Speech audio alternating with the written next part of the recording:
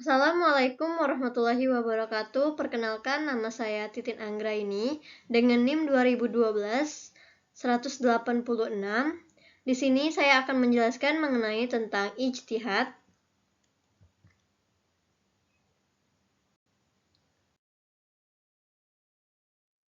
Adapun pendahuluannya, yang pertama yaitu permasalahan-permasalahan baru kontemporer tidak akan berakhir selama kehidupan manusia hidup di bumi ini, dan manusia dituntut untuk mengetahui ketentuan dan hukum dalam menyikapi masalah-masalah baru yang berbunculan satu persatu. Bagi para ulama, ada pedoman Al-Quran dan bimbingan dari sunnah Nabi Muhammad SAW dalam melakukan upaya dengan fokus dan penuh kesungguhan atau berijtihad untuk mengetahui hukum syar'i dalam masalah-masalah kontemporer.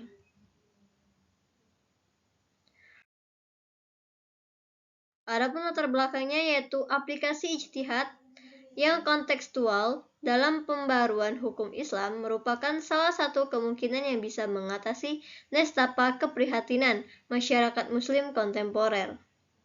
Bila kemungkinan ini disepakati, penggagasan tentang penerapan hukum Islam lewat penemuan hukum melalui penalaran ijtihad secara masif dan kontekstual dapat dilakukan secara bertahap, selaras dengan kebutuhan dan skala prioritas yang ditetapkan. Aplikasi konstruksi penemuan hukum melalui ijtihad mampu berkembang melalui penalaran para yuris Islam yang secara metodologis memenuhi syarat untuk hal tersebut secara baik dan benar, maka tidak ada problematik yang tidak dapat terpecahkan yang muncul dalam kehidupan manusia, termasuk yang muncul akibat pesatnya arus perkembangan informasi, sains, ilmu pengetahuan, dan teknologi, maka pastilah dapat terpecahkan melalui penalaran para yuris Islam tersebut.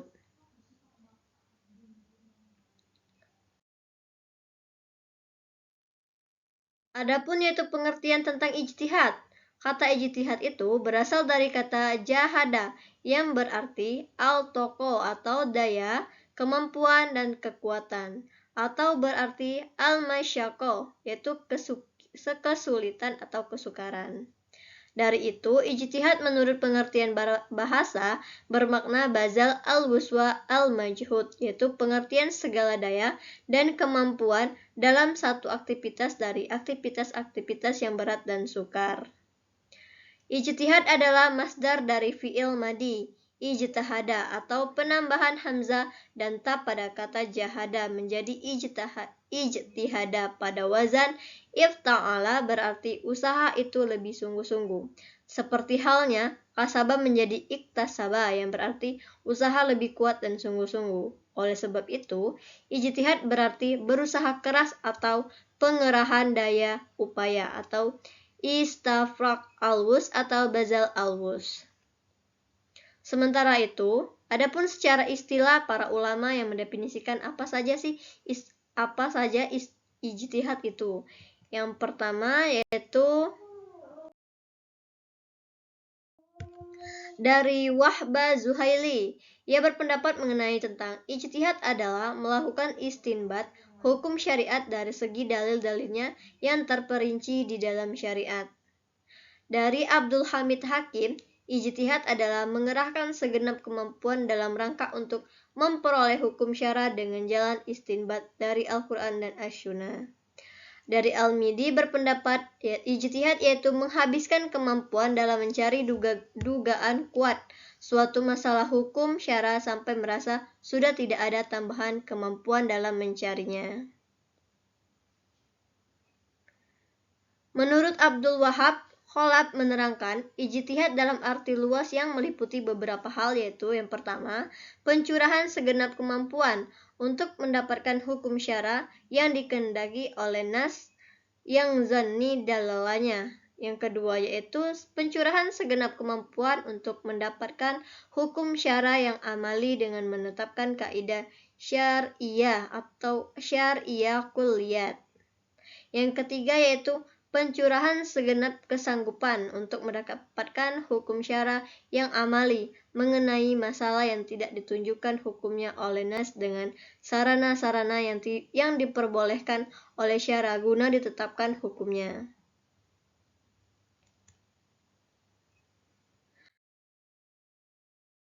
Objek ijtihad, terjadi perbedaan pendapat di kalangan ulama mengenai objek kajian ijtihad. Yang pertama yaitu Harun Nasution mengungkapkan bahwa ijtihad dapat diterapkan dalam berbagai aspek agama Islam, baik dalam bidang politik, akidah, tasawuf, dan filsafat. Kesimpulan Harun ini disebabkan oleh ijtihad yang dimaknai dalam artian yang umum, yakni dari asal katanya bersungguh-sungguh. Maka kata ini pun bisa dibagi dalam aspek-aspek sebagaimana disebutkan di atas, yang bersungguh-sungguh untuk memecahkan masalah dalam bidang-bidang politik, akidah, tasawuf dan filsafat.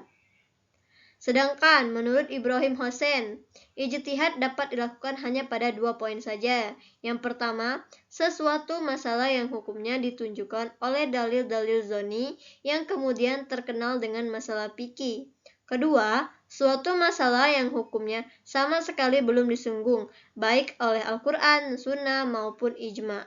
Lalu, bila hasil ijtihad bertentangan dengan nas, ijtihad itu menjadi batal atau tertolak. Dalam hal ini, Ibrahim Hussein berpendapat bahwa objek kajian ijtihad hanya dapat dilakukan dalam bidang ilmu fikih. Abdul Al-Halim Mahmud membahas objek atau wilayah ijtihad dalam kitab fatwanya dalam bab Al-Ijtihad wa Mauqi. Menurutnya, ijtihad ada kalanya dalam masalah yang sudah pernah terjadi di masa Rasulullah dan ada kalanya dalam masalah yang terjadi setelahnya seperti pada masa sekarang.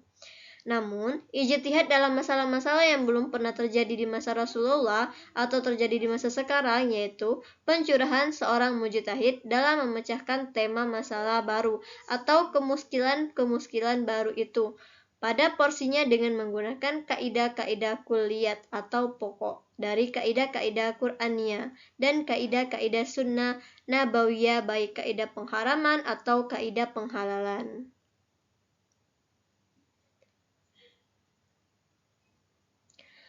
Wahbah al-Zuhaili lebih luas menjelaskan hukum yang menjadi wilayah ijtihad dan hukum yang tidak menjadi wilayah ijtihad.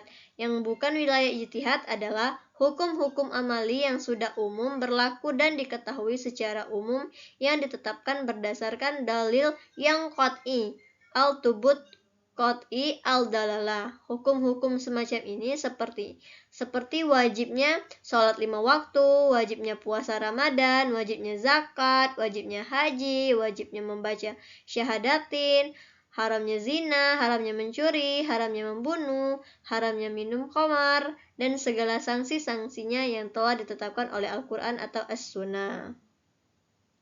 Nah, di dalam istilah lain, dilihat dari segi atau tidaknya nas Al-Quran atau As-Sunnahnya yang mengaturnya. Peristiwa hukum yang terjadi dapat dikelompokkan kepada 3 macam. Untuk yang pertama yaitu peristiwa hukum yang ada nas syar'inya, yang qat'i al-wurud wa qat'i al-dalalah atau otentik atau pasti atau jelasnya petunjuknya kepada makna yang dimaksud. Untuk yang kedua yaitu peristiwa hukum yang ada nas syar'inya yang bersifat zonni, al-wurud wa al-dalalah au ihdahuma, yang diduga datangnya atau kurang jelas penunjukannya. Yang ketiga yaitu peristiwa hukum yang tidak ada nasnya syar'inya sama sekali. Untuk pada peristiwa hukum kategori pertama tadi, karena sudah diatur oleh nas syar'i yang qat'i al-wurud wa qat'i adalah implementasi ijtihad fil darak ahkamiha tidak diperlukan lagi, tetapi ijtihad fi tatbiq ahkamiha ijtihad fi darak ahkamiha tidak diperlukan lagi. Tetapi ijtihad fi tatbiq ahkamiha tetapi masih diperlukan. Sanksi hukuman bagi pencuri. Untuk mengetahui sanksi hukuman bagi pencuri tersebut, tidak perlu ijtihad karena sudah ada dari qat'i yaitu nas Al-Quran Sunnah Al-Maidah ayat 38 yang telah menetapkan kadar sanksi hukumnya dengan jelas berupa potongan tangan. Untuk peristiwa hukum yang masuk kategori kedua yang ada nas syar'inya tetapi bersifat zonni, ijtihad fi darok ahkamiha boleh diimplementasikan terhadap nas yang zonni al-wurud seperti hadis ahad.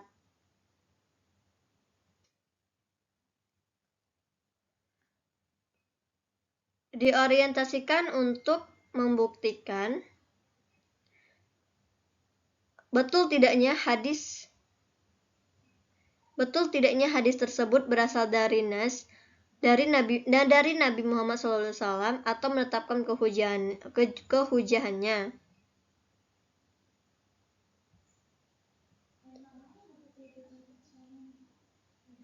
Sedangkan dalam nas yang zonni al-dalalah, ijtihad dilakukan untuk menemukan makna yang tepat dari petunjuk nas tersebut. Mungkin dengan menafsirkan nas tersebut atau menakwilnya atau memilih makna yang tepat dari lafal mustarak atau menyelesaikan ta'arud atau pertentangan atau antara nas dengan nas lain atau kompromi atau menetapkan khasnya atau ammanya mutlak muqayyadnya atau menetapkan apakah perintah menunjukkan wajib atau tidak, larangannya menunjukkan haram atau tidak dan lain sebagainya.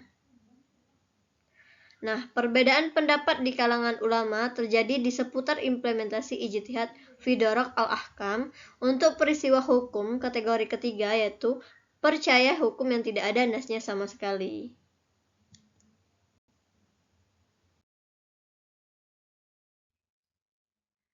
Nah, dengan demikian, syariat Islam dalam kaitannya dengan ijtihad terbagi dalam dua bagian. Yang pertama yaitu syariat yang tidak boleh dijadikan lapangan ijtihad, yaitu hukum-hukum yang telah dimaklumi sebagai landasan pokok Islam yang berdasarkan pada dalil-dalil yang qati seperti kewajiban melaksanakan sholat, zakat, puasa, ibadah haji, atau haramnya melakukan zina, mencuri, dan lain-lain. Semua itu telah ditetapkan hukumnya di dalam Al-Quran dan As-Sunnah. Yang kedua yaitu syariat yang bisa dijadikan sebagai lapangan ijtihad, yaitu hukum yang didasarkan pada dalil-dalil yang bersifat zoni, baik maksudnya sebagai petunjuk ataupun eksistensinya, serta hukum-hukum yang belum ada nasnya dan ijma' para ulama.